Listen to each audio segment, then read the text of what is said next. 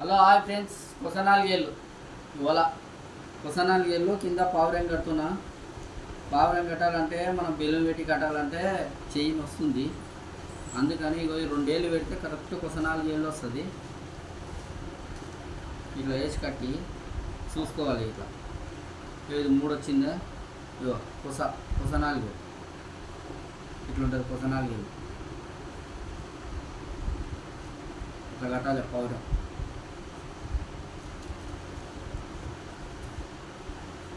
ఇంతే రపా రపా రపా అయిపోతుంది. 2 ఏళ్ళు పెట్టుకోవాలి. 3వ ఏళ్ళు పెడితే మళ్ళీ 4 వస్తుంది.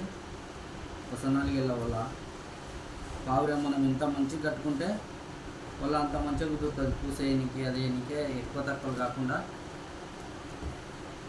మంచిగా కుదురుతుంది.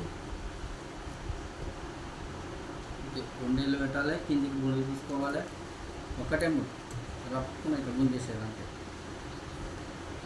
జగముడి పడ్డదంటే మళ్ళీ 5 ఏళ్ళు 4 ఏళ్ళు ఫుల్ వస్తుంది.